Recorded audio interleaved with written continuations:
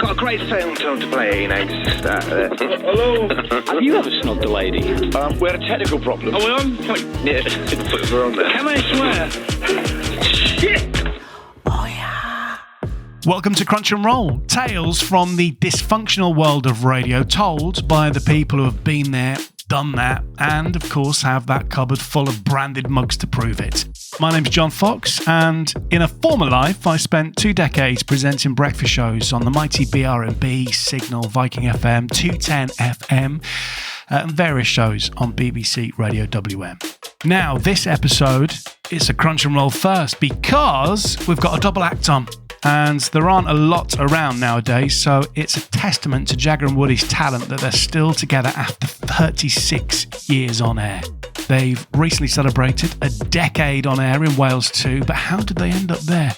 Turns out that as well as talent and of course chemistry, there's been a little bit of luck too. After a couple of sackings and sackable incidents, it was the fact that they used to drink in the same pub as the Group PD that saved their bacon.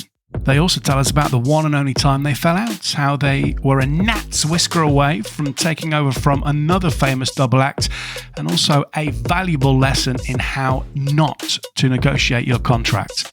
Now, before we start, if you do enjoy the podcast, we're always grateful for any support you can give us on Ko-fi. We do this podcast because of our passion for radio, and we just love talking to the brilliant characters that we get on. But there are a few costs to put it together and keeping it on your feed, so any help you can give us is always gratefully appreciated. Just go to ko-fi.com/crunch and roll. Right, let's crunch and roll. Oh yeah. Jagger and Woody, how are you? Hello. Hello, John. How are you doing? Yeah, I'm good. This is a Crunch and Roll first because we've never had a double act on Crunch and Roll. So I feel really chuffed because we had this idea of getting bands back together, so getting double acts back together who have perhaps not been friends or haven't spoken for a while, but we've actually got a double act who are still on air now. So this is like a double honour, guys. Yeah, and we've been together such a long time as well. It's working together, isn't it? Yeah, well, I think Marconi first put us together. But no, we when I told Woody that we'd been asked to do this, and I said, it's not you, he kicked right off. Yeah. And it almost split us up. Now, we are the longest serving duo in the UK to this day, and this Crunch and Roll almost ended that, but now you've accepted both of us, it's all back to being good. Well, it's lovely to have you both on. Thank you. Thank you very much for being on Crunch and Roll. Let's just focus on you both individually before you become a double act, because I'm intrigued as to where are you from. So, Jagger, where are you from originally? Well, we're both actually from Oldham. And how this worked for me and him, how we found each other is our parents knew each other. And we knew of each other. But we never knew each other sort of to be friends. And then we bumped into each other at hospital radio. He was told to come and assist me on my show. And I said, "Oh, you sure Mum's such a buddy?" And then we realised there was a common connection there. So, and then after that, we just made it hospital radio. We did until they fired us, and we've been together from then on ever since, really, which was 1989. All those years ago. Well, I mean, tell me. I mean, a lot of people that we've had on Crunch and Roll have been fired from hospital radio, which I think is just great. What was the reasoning behind you two getting the boot from hospital radio, which, for people that don't know, is a voluntary organisation? Yeah. It was a bit of a. I mean, look. I'm actually quite embarrassed to talk. Yeah, maybe we shouldn't say exactly. Well, it was because we started giggling about a very, very serious story that was breaking at the time. Yeah. And we just started giggling, didn't we? And the boss, we didn't realise the boss was actually upstairs in the little porter cabin. So that was like it was bittersweet because being on hospital radio, nobody ever listens, right? And No. So when we found out we had a listener, we were delighted. But unfortunately, it was the boss who fired us for our antics about a serious news story that we found. Well, we didn't mean to laugh. We just immature and inexperienced and just lost control. And we started giggling about this very serious story. I'm not really proud of that story. No, I'm not. I'm not proud of it at all. But having said that, it is the truth of what happened. And we were 18, 19 at the time. Yeah. We were just immature kids. We would have laughed if our arse were on fire by then. Yes. So. Did you two hit it off as a double act straight away? Yeah. There was actually 3 of us to start with, wasn't there? Yeah. There was a guy called another Simon. Yeah, Well, I another won't say Simon. this. But he had about as much charisma as a paper bag, and so within 2 or 3 weeks of this Saturday morning show, we managed him out. Some might call that bullying. I can't remember. and anyway, so we got fired from hospital radio, and then there was a radio station in Manchester called Sunset 102. A soul station. It was run by a legendary broadcaster who's still on there now in Manchester called Mike Shaft. Yeah. And we ended up on there overnights. So we did that for a while. Never got paid, by the way. No, and it was a soul station as well. And of course, we knew nothing about soul. So we'd play some really weird stuff on there. Well, I'll tell you the first show because I said to the boss as well, he was called Duncan, God bless him, and I said, Duncan, what can we play? And he went, play what you want. But what he meant is in the soul variety. So I opened the show with U2's Where the Streets Have No Name, followed by Madonna and Holiday. And Woody just went, hang on, this is a soul station.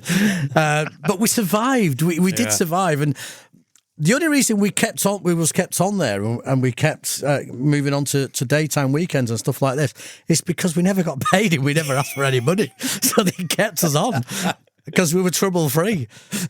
But as a double act, because I mean, like, I've been in 2 double acts before, and 2 of my greatest friends, and 2 periods in my career which I've just got the best memories ever.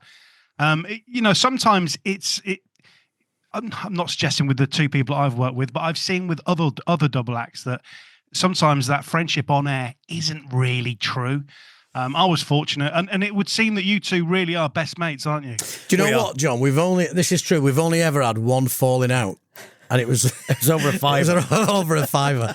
And I'm not joking. And basically what it was, we went into town in Northampton after the gig, and I went into the bookshop called The Works, and I picked up this joke book, and I thought, that'll do for the show, because we come out with all sorts of nonsense. And it was a tenner. So we get outside, and I said, you owe me a fiver. And he went, why? I said, because I've just paid for this book for the show. And he said, well, hang on, you're the funny guy. I'm the stooge. He said, that's your department. Well, we had a row about it. Well, the funny thing is, we didn't speak for about 3 days, did we? Which was really awkward. It was really awkward to go and talk to each other on the mic and then stop speaking when the mics came down. But we still managed to keep that friendship going whilst live. But as soon as the mic shut down, our heads went down, and we just ignored each other. And then after about 3 days, I went home and I said to my wife, she said, are you speaking yet? I said, no. And she said, you need to sort this out because it's getting stupid. So in frustration, I think the next day, I threw a fiver across the desk at him. And I threw it back, said, I don't want it now.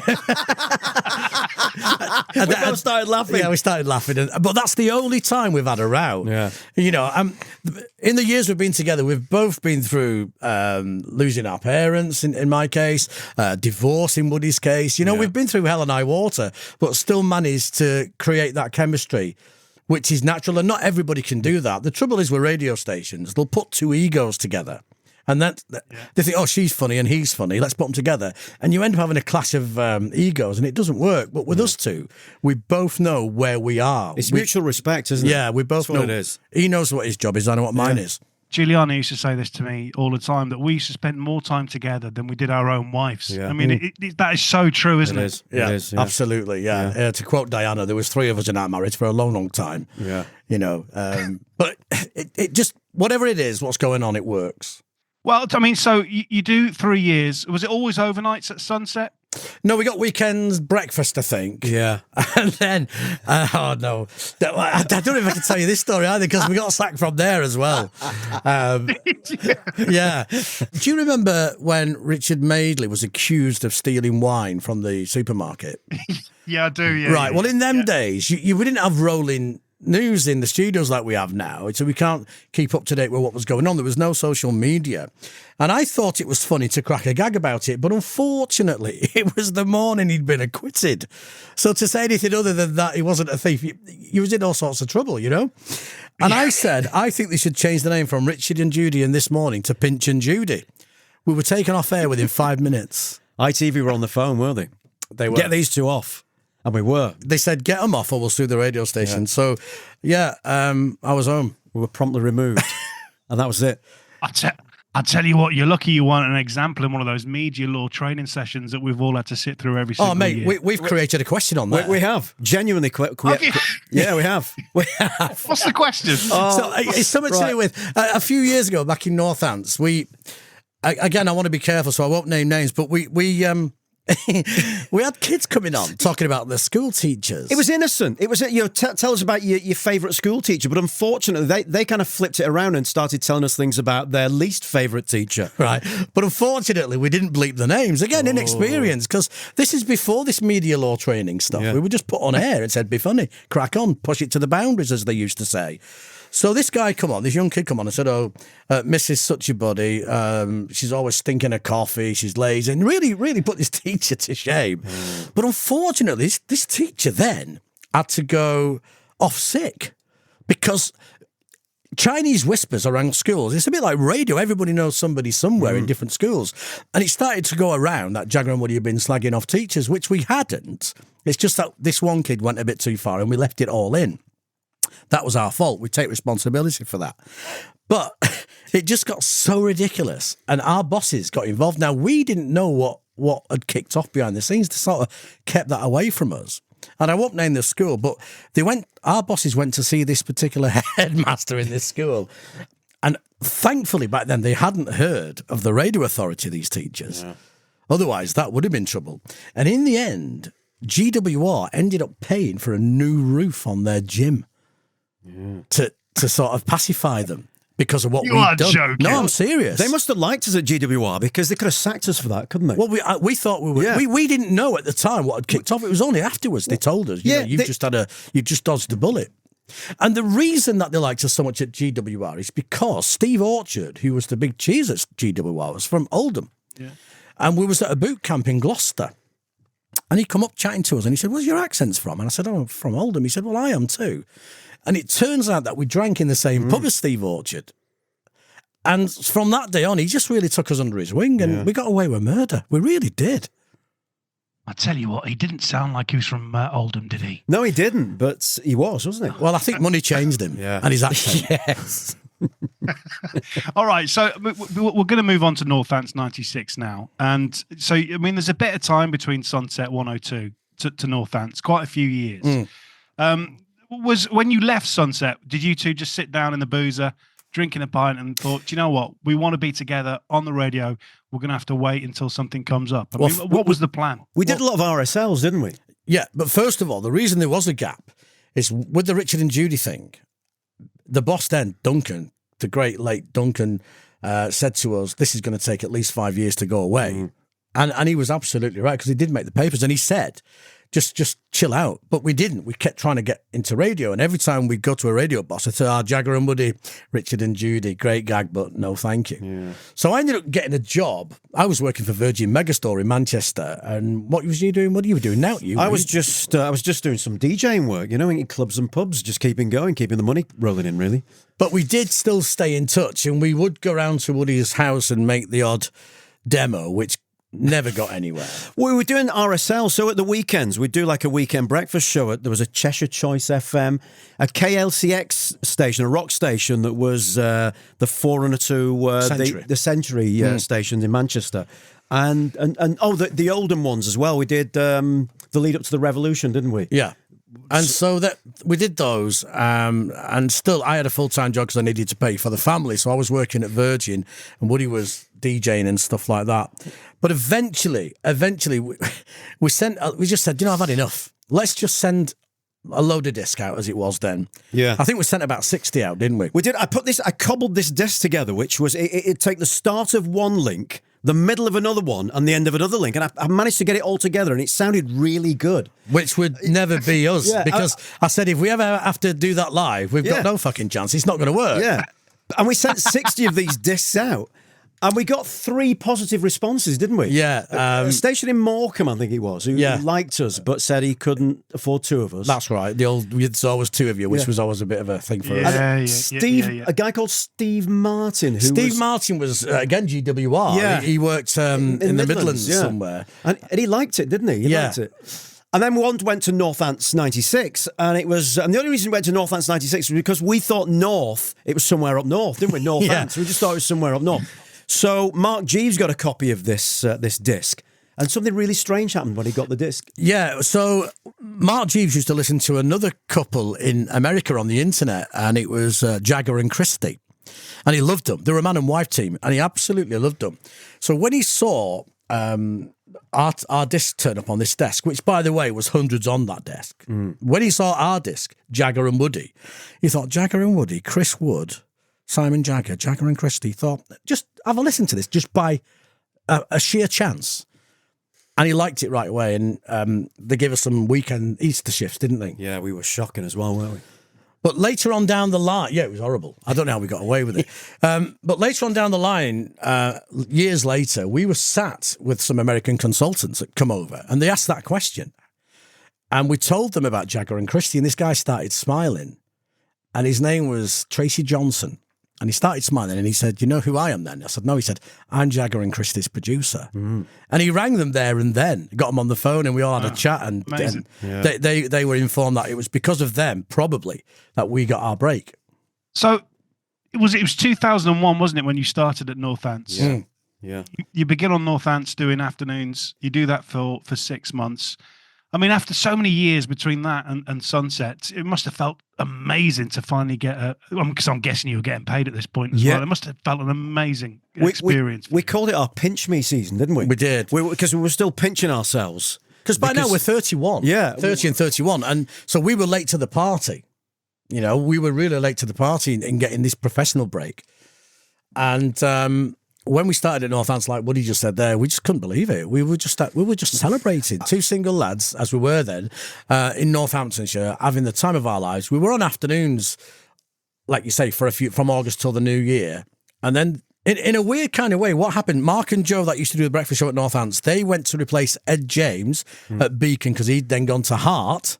So Ed James went to Heart, they went to Beacon, and we replaced them on breakfast, which we did for 9 years. Yeah. What Mark Jeeves did, though, he did something. He changed us a little bit because he was a great boss. And what he did, we started doing the work there at Northants. And Jagger used to be on the desk. But Jagger is, with all due respect, he's useless with equipment. Well, look, let me put it this way. If that desk was an aeroplane cockpit, we'd have been dead years ago. But Jagger's funny, so he was good at coming out with funnies at the end. So what Mark Jeeves said, he said, look, Woody, you do the desk and let Jagger be funny on the other side. And it just clicked, didn't it? Yeah. It just clicked, and that was the change. That was the thing that changed us from being a really useless outfit to being kind of semi-professional like we are now. You know what's really weird, and this is really Anaraki, and please forgive me for saying this, but having listened to you guys several times over the years, I always thought it was you, Jagger, that was doing the desk. And there's no reason for that whatsoever, but in my head, I just imagined it was you doing the desk, but it was you, Woody. Yeah, all the time, yeah. But I'll take that as a real compliment, and I'll tell you why. That goes to show just how much we can read each other.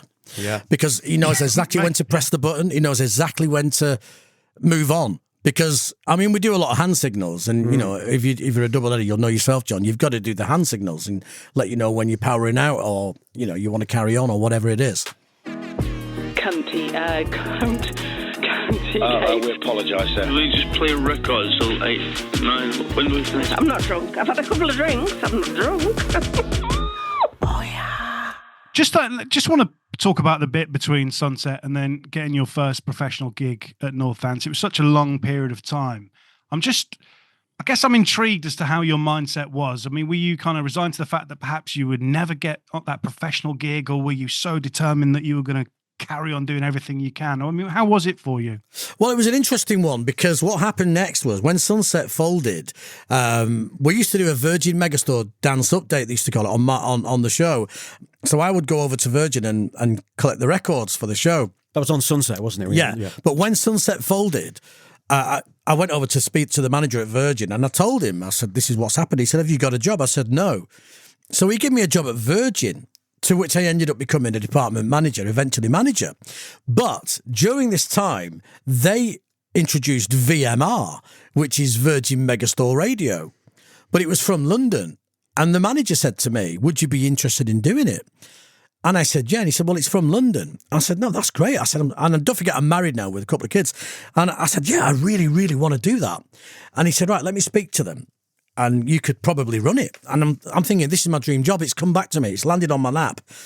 Anyway, they was offering me £6.75 to live in London to run this radio station, which of course, I mean, this is 1993, 94. It wasn't a good idea, so that didn't happen. So all we ever did was crave radio. Well, what happened as well was we'd been doing these little 1 month RSLs for a guy called Liam Forrestall who went on to run the Revolution. And so when the Revolution went on the air, we firmly believed we'd get a little slot on there, didn't we? Even a weekend slot. But actually, he didn't offer us anything, did he? No. We just didn't give us anything. So we were, I mean, that was a low point, not being offered anything on there. We were gutted, weren't we? Absolutely devastated. And in fact, I think we'd pretty much given up, hadn't we? It got to the point we'd almost given up, and it was down to I split up with a girlfriend at the time, and I was really upset about it. And Jagger and I, at this time, we weren't seeing an awful lot of each other. We were just passing ships in the night, weren't we? Working at pubs and stuff like that. And Jagger, just out of the blue, just called me up and said, "Look, Woody, I believe you and Joanna split up. Do you fancy getting together and maybe giving the radio one last go?" So and that's what it went from there. That was the disc that went to Northants. Yeah, and that was it, and it went from there. So it was that last throw of the dice, really. If that hadn't worked, well, we wouldn't be leading this life, would we? No. So tell me about Northants, because obviously you're up north and you think Northants is potentially up north because it's got north in the title. a little bit like when Tom and I got offered the 210 FM gig to do breakfast there. I was like, yeah, great. I didn't even know where 210 was. I didn't even know where Reading was. I just accepted the job. That was us. For you. Was that exactly the same for you? You were like, we'll have it. Where are you? Well, we're going down the M6 and we're still not seeing any signs for Northampton. And then we went past Birmingham. And I remember thinking, nah, this is never going to work. Anyway, 9 years later, we were still doing breakfast there. Yeah. So, and it was an amazing place. Radio. I don't mean to be disrespectful to radio today, but radio has changed a hell of a lot. Yeah. And in them days, radio was fun. It was I mean, the offices were full. I mean, radio's still full now, but what I mean is there was a lot of people around. Yeah. There were 24-hour shifts going on in radio stations and all this carry on. And it was an amazing place to be, and it was so exciting, and we had the best time of our lives, and we always got the numbers as well. For some reason, two Northerners in Northamptonshire, we always got the numbers. They never let us down. Do you know one thing I always thought about listening to you guys is you always sounded like you were having fun, which is obviously really important. But you kind of touched on it just a couple of minutes ago, but you always sounded like you really appreciated the fact that you were doing that show. Oh yeah, we still do now. We still do even now. We're not bored of it in any way. We still enjoy coming to work. It's a laugh. I mean, what other industry gets paid for doing a 3-hour shift and you get well paid for it as well? It's just and with your best mate. Yeah, it's just it's a dream job, isn't it? Believe me, when you leave radio, and of course you guys had a few years of doing, I call them proper jobs, but when I left radio to then work 7.5 hours a day, I was like, Jesus Christ, this is long. You'd know about it, yeah. But whilst we was in Northampton, we got we had a few bosses come and go. We never had producers there because the smaller stations didn't have producers for GWR and GCAP. And then we got a boss. This is an interesting one. We got a boss called Colin Patterson. Yeah. Now, Colin had worked in Clyde FM and stuff like that, Scottish chap. And he came and we clicked with him right away. He introduced a few features for us. I've actually got triplets. They're grown up now, but at the time they were 6 and 7. So he'd say, take a flash mic home and do it at home with the triplets and record them. And it just worked. It was massive for us. And so Colin stayed with us for about 18 months. Then he went off to Leicester. Then he came to Red Dragon in Wales, which is this building we're in now. And about a year later, because we stayed in touch with Colin because we liked him that much, we told him that John Simons from Real Radio, GMG, had been keeping in touch with us. And I said, he wants to chat. So Colin, being Colin and being nosy, he rang us up and he said, have you heard from John Simons? And I said, yeah. So don't forget now, he's managing Red Dragon, and John Simons wants to talk to us about Real Radio Wales, which is the competition. So he said to me, right, so I'll try and do his Scottish accent. He said, right, so does he want you to go to Manchester? I said, no, it's not Manchester. Right, it must be Leeds. I said, no, it's not Leeds. And then the penny dropped. And all of a sudden he went like this. oh my fucking God. And then he went, you've got to take the job. He said, you guys come in here is an absolute nightmare for me. He said, but as a friend, you've got to take the job. And we did. Now, just before we move on to Real Radio Wales, I'm sure that we met very briefly at a boot camp in, was it Bristol? Or was Yes, it was. Cheltenham? It was. No, it's the first one. Which It's one? Bristol. Because there was a few. There was Bristol? Gloucester, but the one we met at, I'm pretty sure was Bristol. And this was the time where, and I remember this, there were, because this is, for people that don't know, there was all the breakfast shows from GWR got together in Bristol, and we listened to certain people do talks on how to say a time check, and how to, it was just basically, but I'm sure there was these rumours were flying around that you were going to go to Real, and did you leave the boot camp halfway? Well, these are when my memory I lose it a little bit. Right, we know exactly what you're talking about. And actually, in fact, what it was, we'd been offered a job in Preston on Rock FM. We were in Northampton. Right. The feelers were going out. People were interested. And we were actually auditioned to do Rock FM in Preston. And it was a guy, he's no longer with us, a program controller. What was his name? Brian Page. Brian Page, yes. Wanted to. Well, it wasn't Blimey, Brian yeah, Page. It was, we had a meeting in London with Andy Roberts, was it? Yeah, Andy Roberts got in touch. So we went to EMAP in London, had a chat, and he said, right, I'll get you in touch with Brian Page, who's going to take over at Rock FM. So we went and met Brian, and the meeting went really well. Yeah. You know, it was, listen, this is a lesson now into never say anything until you've signed the paperwork, because this was a valuable lesson for Jagger and Woody. So, we were up, in our minds, we were going to Rock FM. In our minds, it was signed, sealed, delivered, but we were just waiting for the formality of the paperwork to come through to sign. We were just waiting for that. But in the meantime, looming just the days ahead was the boot camp. And as far as everybody was concerned, we decided we were leaving Northants 96 and going to Preston. So this is the mistake we made. We went to our then boss, a lady called Siobhan, who's back in New Zealand now. And we politely said, look, our contract's coming up here. We've been made an offer, and back then we wanted to get back to the Northwest. I mean, that's changed now, but at the time. And I said, he's just told us he's going to bike over the contracts, which is what he said. And they were a little bit fed up with us because we were leaving.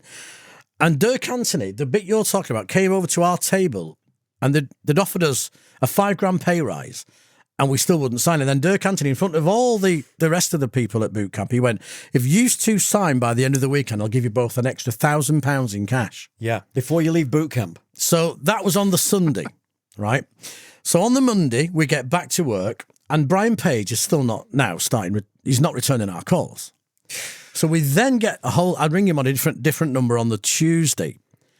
And his exact words were, we've had a change of thought. We're not going to use you.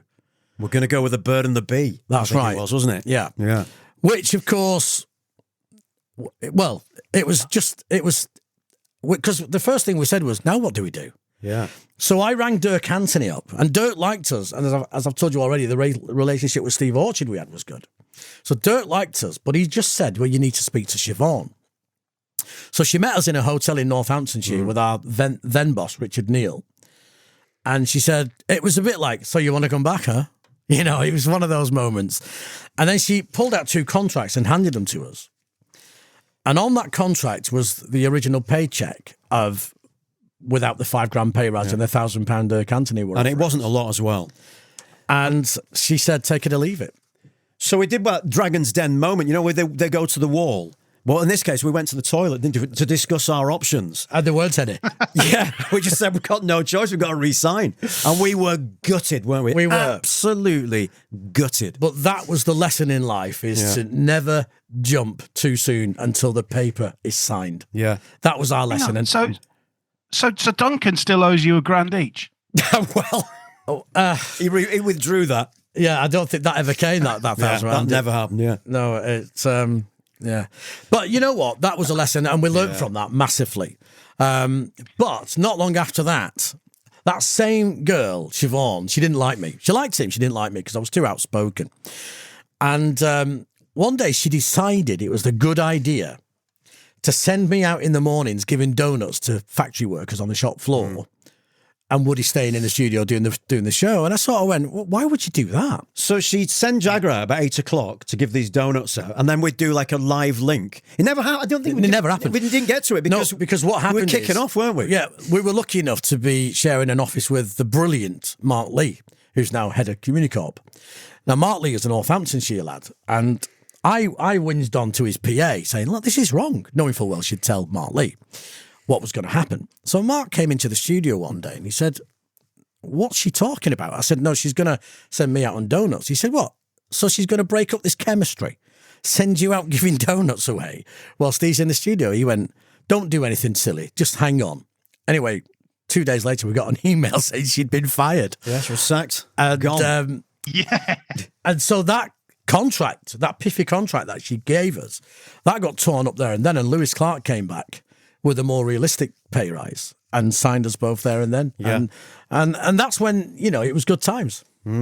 So just let's talk about your breakfast show on Northants, because of course 9 years is a hell of an achievement to stay on a breakfast show. I know you've mentioned it as well that your figures were really healthy there. You did incredibly well. But can you reminisce about some of the features, some of the highlights of your time doing the breakfast show on Northants? We had some good features on there, didn't we? Like, we used to do a thing called I'm Not Putting Up With It.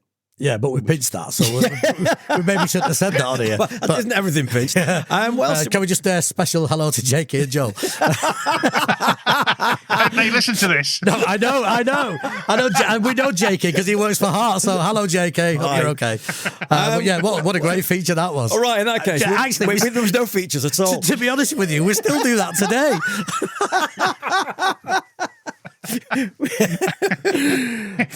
any features that you didn't nick off somebody else? No, that's it. Everything's stolen. It's just done differently. You said there's no such thing as as an honest thief. There is us two. Oh, well, Joel will be making a comment underneath the Twitter X on. God bless him. Telling you. So, yeah. So I mean, what about the team there? Was it because my time at Viking before I went to 210, it was a family. I've talked about it many times on Crunch and Roll. What was the team like at Northants? Well, it was in the days when the presenters were on air all day in every radio station. Very little networking, so there was a great atmosphere, and it was not unknown that after the breakfast show, you'd go and have a pint at dinner time with the mid-morning guy who'd come off Matt air. Jarrison, yeah. It was great. Wasn't it? Great time in radio, and there was some great names working in upstairs as well. There was Lee Armstrong, Carlo, all these great people, and that was a family, like you said, John, about them days. We all became a family, and it was an incredible time. And I look back on them times and thinking, how fond of them we both were. I mean, obviously we've moved on and we're on a bigger radio station now, but I don't think you'll ever get that closeness again that used to be there.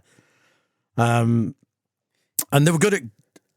I remember Colin Patterson, who was our boss for a long time, that Carlo would come downstairs and then a complaint would have come in about Jagger and Woody. I don't know what it was. And he'd just go to Colin, he'd hand in the complaint and say, make that disappear. And that was Colin's job. And I know that because to this very day, we're all still in Wales, Colin as well, and we're still very close. So, of course, Northants, same thing happened to you guys that happened to us when we were at 210. You become Hearts. Were you part of Hearts and the rebrand to Hearts, or had you already left at that point? No, we were part of that rebrand. The old Heart is Coming jingle that was playing out all the time. And actually, when we changed from Northants 96 to Heart, we actually thought, this is going to damage us. But it didn't, did it? No, actually, changing to Heart actually boosted our figures up, didn't it? In that TSA, Heart really worked strong in Northamptonshire.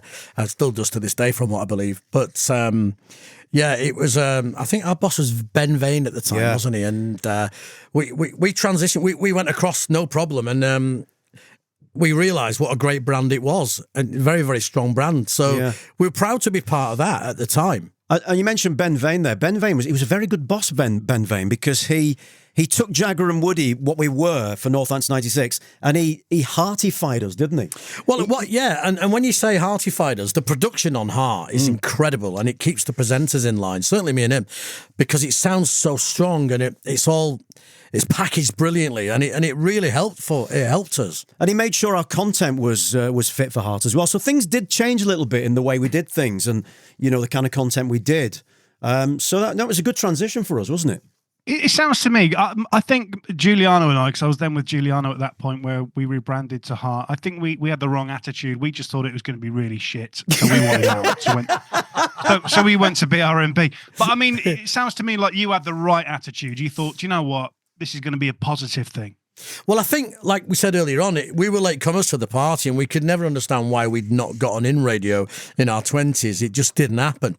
So when we got in, we just complied because we wanted to stay in. Yeah. And whatever they asked us to do, we did. We just changed. And that's pretty much the same today, really. Yeah. We do what we're told, don't we? Simple Yeah, as that, do as you're told and you can stay. Yeah. And all you've got to do is evolve. And we've fit our nonsense around the brand, don't we? Yeah. Did you have the royal visit from Toby Ansis as well at Northampton? Yes, Do you remember? we made a video with rolled Toby. him out. Yeah. They rolled him out like the Pope, and he turned up. I love Toby. Toby Massive guy. biceps. He's one of the nicest guys in the business, Toby is. And we made a video, didn't we, with him to promote it. And I think Toby had family in every town in England and Wales because he went to every heart and had a connection. But you know what? I've got nothing negative to say about Toby. He's just a lovely, lovely guy. He really is. Did you not feel inadequately tanned, though, when you met him? Because he's so tanned, isn't he? And ripped. Oh, he's ripped, buff. I remember looking at myself and then looking at him and then looking back at myself and just being really disappointed in how fat and white I was. Well, I looked at him, I thought, he's turned up in a vest, right? And I thought, if I put my vest on, I'd look like Rabsy Nesbitt. But look at him. You know, he looks so toned and brilliant. But, he's a really nice guy. Yeah. We're having a party. So let's move on then. So 2010, you go to Real Radio Wales. You go there to do breakfast. Yeah. It's a huge radio station, isn't it, that you move on to? I mean, tell me about the emotions going through your heads, because, you know, you've not kept a secret on this episode that this was a dream to be professional radio presenters for so many years. You finally made it, and then you're on a platform like that. How was it? It was exciting and also very nerve-wracking as well, because funny enough, you know, I don't believe in all that psychic stuff, but I remember in Northampton, just before we left, we got a text saying that this psychic had looked into the future and we would be finished within 6 months of being there. And it kind of freaked us out a bit, doesn't it? And you know what? Two English guys coming to South Wales, two Northern English guys coming to South Wales, that was a risk. Yeah. But the reason that we wanted to take the risk was at this time, Heart was already changing. And we knew that our station, Heart, was going to become into 4. So certainly 3 radio stations. Sorry, there were 4 radio stations, but only 1 presenting team staying. Yeah. And we asked Lewis Clark, because our numbers were stronger than the other 3. And we said, will we get to stay? Will we get to keep our job? And he said, it's all about the numbers. I said, yes, but can you tell us, because we've been approached, can we stay within Global at Heart? And they couldn't give us an answer. And so Real Radio by now, John Simons was constantly emailing us and stuff. So eventually the money was better. It was a much better offer. It was a much better contract in terms of length. We had to take it. Yeah. We had to take it. And it was a scary, scary time because we weren't sure how the Welsh were going to take to us. But you know, GMG, their contracts were brilliant because you got paid holidays, didn't you? You were self-employed, but you also got paid holidays. When you got time off, you got paid. It's crazy. I think there'll be a contract employment lawyer listening to this, shaking his boots. I was thinking more about the tax man. Either that or Inland Revenue going, hang on, Jagger and Woody, I'll give them a call on Monday. I'm intrigued by that. I always am. Whenever we have a guest from, you know, like yourselves, English people going to a Welsh station, it's obviously... It is a dangerous move, isn't it? Because, you know, you don't know how the Welsh are going to take you. And as you say, you know, 2 Northern lads as well. I personally think the Northern side of things probably helped you in Wales. Yeah. Well, because Northern people are just a lot funnier than Southern people. Well, I've always said that. I think... Simon, take that out. Sorry. If we'd have been Southern, I don't think we'd have been as successful in Wales. I really mean that. And we've always said that. And I remember going on the radio one day, so when we first joined Real Radio, somebody set up a website saying, get Jagger and Woody sacked. Yeah. It got about 58 members, but stuff like that hurts when you're a presenter. You know, you get one negative text among hundreds of good ones. It's the negative one that sticks in your mind. And we did get the odd negative text, but we thought we're going to power through this. and would say, whilst in Wales, do as the Welsh.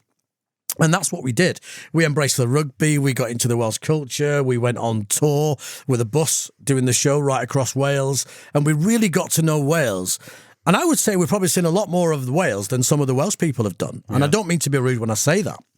And so the Welsh, after about 6 months, really started to warm to us. And coming to Wales is the best thing we've ever done. There's no two ways about that. That Facebook page, Get Rid of Jagger and Woody, you say there's 58 members. I reckon one of those was probably Siobhan from Northampton who wanted you to go out and... I bet she set it up under a different name, but stuff like that sticks with you and you think, right, we're going to make this work. And then the radio station at the time was sitting on about 300,000 and we'd worked it out. That should be at 500,000. And within 2 years, that's where we took it. We took it up to 526,000 from the previous Welsh breakfast show that was sitting on 300,000. Have that. That's Exactly. incredible. I know. That's incredible. Because I don't know you both personally, I'm intrigued as to how you are as human beings because, I'm sorry to dwell on that Facebook page, but I had very similar when I went to Signal One. Get rid of Foxy. He's shit or something. I can't remember what it was called. But, it for me, I used to really take those negative texts, the negative phone calls, the Facebook page comments. I used to take it to heart. How are you two dealing with that type of thing? We're thick-skinned when it comes to stuff like that. I suppose we had a similar one in Northampton, if you remember, as well. And I actually got friendly with the guy that created the Facebook page. Brilliant. Yeah, seriously, I did. He was a policeman, would you believe? Wasn't he? No, he was. This was in Northampton. I don't know who organised the one in Wales, but it didn't last long, did it? Because our popularity just became so high so quickly. Really, within the first year, we'd nailed it, hadn't we? In terms of marrying the audience. So, but a lot of people they just do it for the hype, don't they? They just do it. Some people just jump on the bandwagon of saying things. But what we found when Heart Global decided to take off all the breakfast shows to bring in a national breakfast show from London. When we got taken off, we knew we'd nailed it in Wales because it kicked off Royal on Facebook. It just went absolutely ballistic. It even made the TV news here, didn't it? I know, yeah. Well, I was did it? Yeah, well, yeah. But here's the thing: we knew we were coming on to drive. We'd been tipped off by management, but it came on the news. I'm sat watching the news with my wife, and ITV News come on and it said Jagger and Woody have been axed. And the wife looked at me, she said, "You lying bastard." I said, "I haven't." I said, "I'm telling you, they've not been given the full picture." and tell me, I mean, when you went to drive, I mean, how was that for you? Were you happy with that? Well, I mean, it's always a disappointment to come off breakfast for anybody, isn't it? But, the first thing is we've still got a job. That's the main thing. That was our first consideration. And the second thing, it meant we got a lion as well. So that was kind of a... but breakfast, I've always said this, John, and I'm sure you can relate to this, as any radio presenter listening to this now can. To do breakfast and to be given that platform is a great honour. To be part of somebody's mood setting for that day if you're going to make them chuckle on the way to work. Because remember, people are listening to you going to somewhere they probably don't want to go for the next 10, 12 hours or whatever it might be. And so if you can help make their day a little bit better, that's the privilege that we've got. That's a great honour. Yeah. And so when we came off breakfast, we were gutted. But like Woody said there, still very, very pleased to be in a job. Yeah. So, they said they didn't want a breakfast show on at drive time, but we had to sort of get our stuff away within the limits of that. And that's what we adjusted and changed in order to fit what they wanted. I guess, I mean, are there any other, I suppose there are other double acts, aren't they, on, because of course you rebranded to Heart as well whilst you were at Real Radio. So there are other double acts. I was thinking, because when you're in a double act, and you mentioned this before, there's always that thing where people go, yeah, we can't afford two people on drive, and that must have been in the back of your head when you were going to drive. Well, we're not sure. You'd have to ask management in Global about this. We're not sure whether the reaction we got when we got taken off breakfast played a part in the next part of the thing, what happened. But we've been sitting on around a 10.9 market share, which in Radioland is massive. And I'm certainly thinking that helped. Yeah. With the recent changes that have happened where a lot of the drive shows across Heart went, I think we were salvaged just because we're in Wales, and I think it's because they wanted to do the three nations, England, Scotland and Wales, and we were lucky enough to be in the right place, which of course is Wales. How is it now that you've moved to do the whole of Wales? Because you've gone from Sunset 102 to Northants 96 to Real Radio Wales and now right across the whole nation. How is that? To be fair, it's not the first time, because when we were with Real Radio, they got the North license then, didn't they? Yeah. Real Radio. So we did it briefly whilst on Real. And then when we changed to Heart, they gave those transmitters back to the North, and so we didn't use them anymore. And then we've just been given these transmitters back. It's brilliant to have that to go out in the North as well. But, you know, North and South Wales are very different places. You know, you think that, I mean, the Welsh in the North are very different from the Welsh in the South, aren't they? Well, they are. They're different audience. Yeah. And I think because of our previous broadcasting across North Wales and going on that tour, we learned the difference. So we know how to play it to an extent. Yeah. Don't make it all about Cardiff, the capital. They hate it when you call it the capital in the North, you know, that kind of stuff. So, but we're aware of that. We've been in Wales for 15 years. Yeah. And so we know probably, we know how to play it. I hope you don't mind me mentioning this, Jagger, but when I actually messaged you a few months back to see if you'd come on Crunch and Roll, and it was at the point where you were about to both go right across Wales, part of the nation's changes for Global. And I think it's fair play to you, because you returned my message by saying, look, we would absolutely love to come on Crunch and Roll, but can we just give it a bit of time, just out of respect for other people? So I think that kind of highlights what a set of nice guys you are. Yeah. Well, listen, when you've lost a job in radio, as we have, we know what it's like, and it hurts, and it really does hurt. And we lost friends, you know, who've lost their gigs and stuff, and we're still genuinely sorry for that. We understand why Global did what they did. They're a business, they've got to make money. We understand if there's an opportunity to make that bit more money because of changes they're allowed to do, then any business owner would do the same. But it's never nice when people lose their jobs. But we were just very lucky on this occasion. I mean, it's not just somebody's job; it's somebody's livelihood as well, isn't it? You know, so they've got to find another. We were so aware of that, acutely aware of it. You know, just thankful it wasn't us, but obviously feeling for other people that had done. I think enough time has passed now where people have stopped hating you, so don't worry. I think because let's be honest, there's a couple of months where people would have been like, oh, I hate those two, but now they've realised that they were being silly and it wasn't your fault. Well, the North Wales guys, you know, it was, I feel for those guys as well, but there was nothing we could do. It wasn't our decision. It was just one of those things, you know. Well, fair play to you. Fair play for saying to me, let's not just do it straight away. Well, thanks for saying that, John. Appreciate that. Yeah. Can I also say, and correct me if I'm wrong, and if it's wrong, it's Simon, my producer's fault, but at the time of recording this, it's the week that you celebrate 15 years in Wales. Yeah, 15 years in Wales. Can you believe that? I can't believe that time's gone so quick.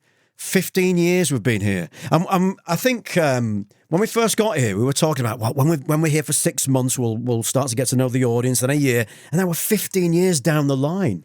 And still loving it as well. Absolutely. And, you know, our audience still are very positive about us, you know?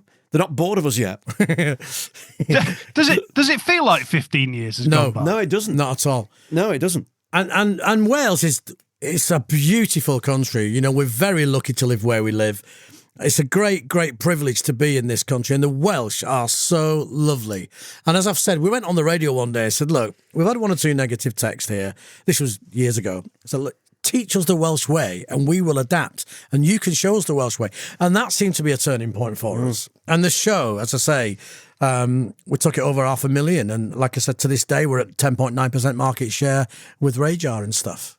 You've mentioned a couple of times about pinch me moments. Do you still pinch yourselves now sometimes? Yeah, absolutely. Because it is a dream job. I mean, my girlfriend, she works in a cafe. And she'll go there in the morning before I even wake up and get up, and she won't come back until about 4:30, 5 o'clock, and I'm doing 3 hours work, and she gets paid so much less than me as well. It just brings it home. You don't realise. Well, you do, because you just realise how lucky you are. And I think that's what it is, John. That's what keeps us from moaning. You ask any manager, we're not at all difficult to work with because we appreciate this job. And if they ask us to do the show standing on our heads, we'll do it because that's just how it is. And tell me, throughout your time together, and it's wonderful, and I was equally as lucky to work with two of my best mates, but I mean, for you guys being best mates, spending so long together doing your dream job, and this is a very difficult question, but give me a couple of highlights from your career. And they could be features, they could be a caller, they could be something major, whatever. Just those couple of highlights for you. Jagger and I have not won many awards.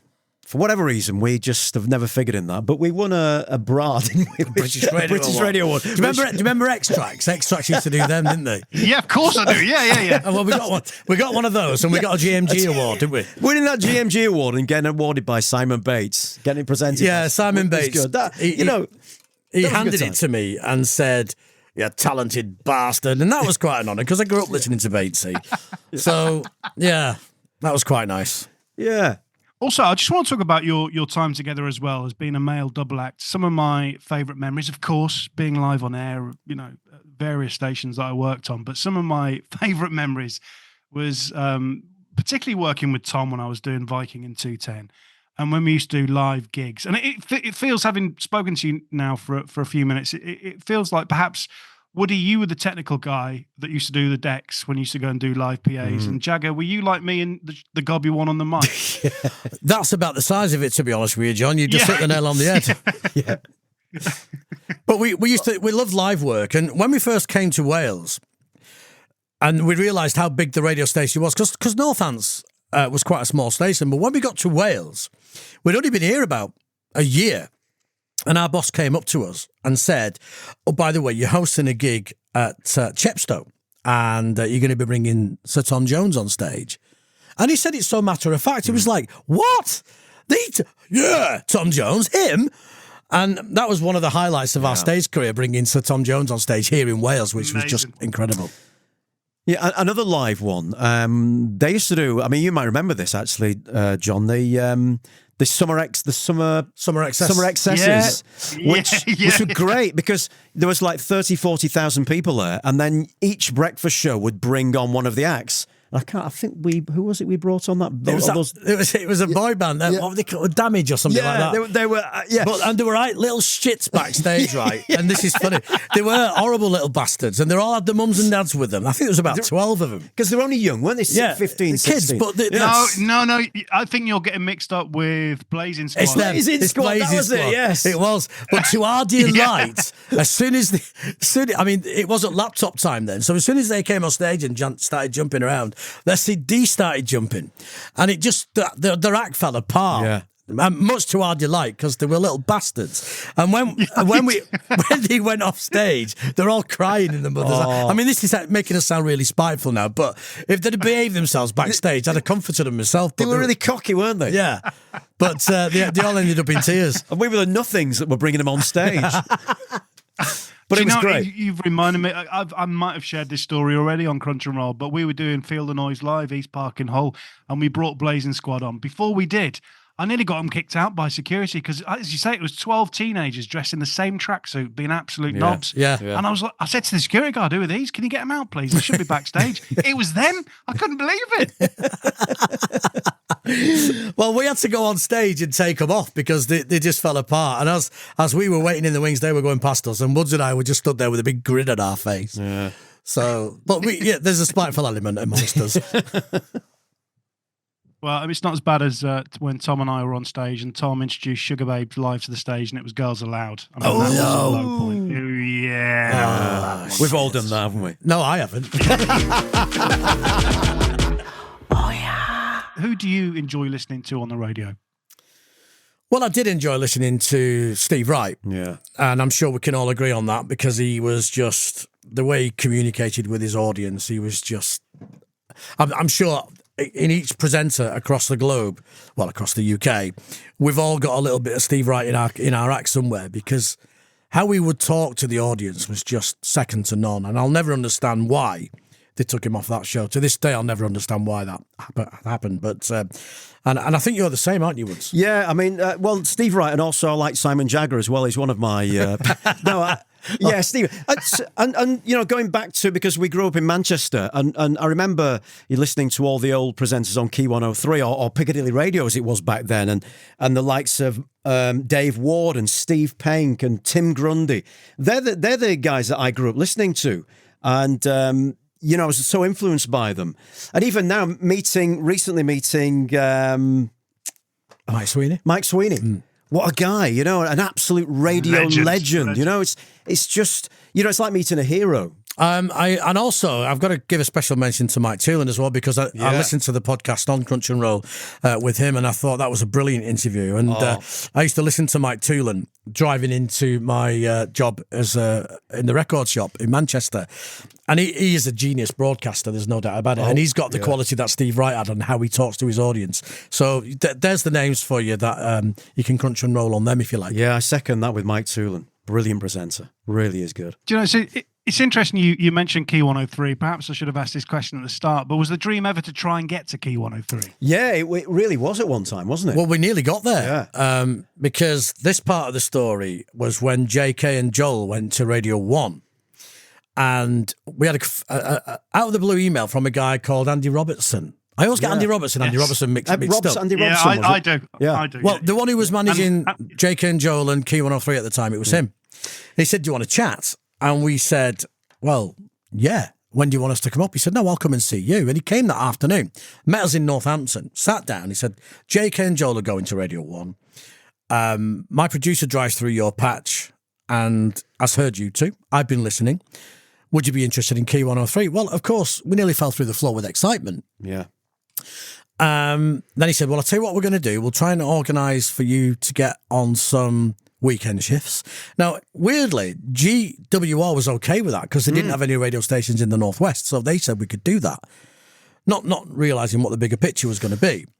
And so he was organising for us to do weekends and then eventually get breakfast on there. Yeah. And then you got an email out of the blue. Well, this was coming up to Christmas, as I remember, wasn't it? And we got through Christmas and we were just waiting for this email and this communication from him to tell us, you know, what was going to happen next. And then I got an email out of the blue just saying that he'd lost his job and that was that. It wasn't happening. Didn't happen.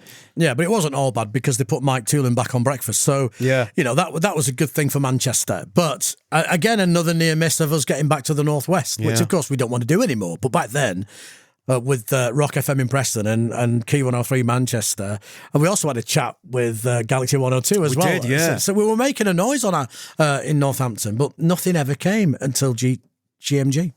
Do you know, it's interesting you mentioned Andy Robson's name there, because, I mean, if you take anything from that experience of being potentially offered Key 103 with Andy, having that coffee in that cafe in Northants, he said more words to you than he did to me, and he was my boss. Really? Yeah, it never was. Genuinely, it was when I very first started. He never spoke one word to me. He just used to communicate via the deputy, Stuart Baldwin, who is an incredible boss, by the way. Wow. But yeah, never once. It was always, I used to joke to JK and Joel that my ambition was that I wanted just Andy to say hello. That'd be it. Be really nice. Really nice. It was an interesting one that he got on a train that day and he came to see us. So that's when I said to Woody, I said, "This guy's kind of serious to come all the way down the same day." I always ask my guests, when I remember, who you would like to hear on Crunch and Roll. Woody, if anybody in the industry, past or present, that you'd like to hear have their own episode? Yeah, I mean, we mentioned Toolan. He was a great interview. I enjoyed that, and Coley as well. That was a good one to listen to. Oh yeah, because Coley was at Sunset 102 with us, wasn't he? Yeah, he was. We knew Coley from then. Yeah. Yeah. So, I mean, I don't know whether have you interviewed Mike Sweeney or Mike Shaft? No, neither of those, but their names are firmly on the list, especially Mike Sweeney, because he's an absolute legend. Yeah, it goes back so far. Yeah, I'd like to hear Shafty on there, Mike, because Mike's really cool. He's always been cool. He used to say to us, "You guys are out of control." Yeah. What about Steve Penk? Yeah, Penky's on the list as well. He'd be great, wouldn't he? Yeah. He a big name and great presenter as well. Yeah. And I'll tell you what, just for our chat earlier on, I'd love for you to get Toby Hanstis on as well, because that would make me laugh. A tan off. We'd have to do that face to face, I think. But you'd have to do it in a vest. You'd have to have a vest off as well while you're at it. Yeah, just give me a couple of weeks just to get to the tanning salon. I was just going to say, start at the gym now as well. Up a little bit. Right, listen, guys. Genuinely, I've listened to you many times throughout your career, especially when I was at 210, and I used to listen to you at Northampton. Of course, you know what it's like. Well, but maybe not for you two, because you just sound like bloody nice blokes. But for me, it was like, who are these two other guys? There's another male double act here. Yeah. I'm a bit scared of this. But Genuinely, you are fantastic on air, and I can't thank you enough, both of you. Mate, it's been an absolute honour for us. We were so excited when you asked us to do it, and it was definitely never going to be a no to do this. Thank you. All right then, guys. Well, look, and this is unique. This is brand new to Crunch and Roll. We've never had a double act, and we've never had a double act read the end credits. So this is going to be interesting to see how you split this up in true double act style. Don't mess this up, guys.